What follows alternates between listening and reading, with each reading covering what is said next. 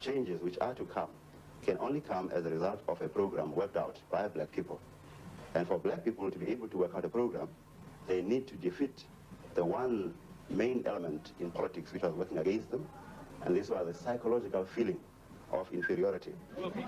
So that in '68 we started forming what is now called SASO, the South African Students Organization, which was firmly based on black consciousness, the essence of which was for the black man to elevate his own position by positively looking at those value systems that make him distinctively a man in society. First of all, we said as black students, we could not participate in multiracial organizations, which were by far white organizations, because in this country there is an overwhelming number of white students at university.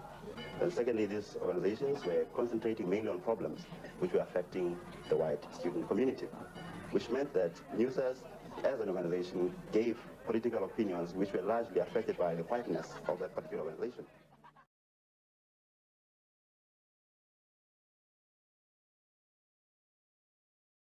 To bring you the words of the man who has been murdered and tell me this man was a terrorist or a man of peace or a man of truth.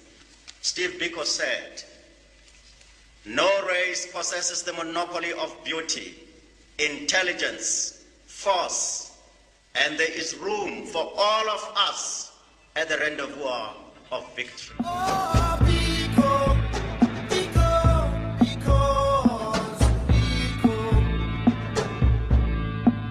Ah, Biko, Biko, because Biko. At the age of 30, he was just young enough to be acknowledged as the leader of the youth and just mature enough to be able to do so wisely. A man is dead. A man is dead.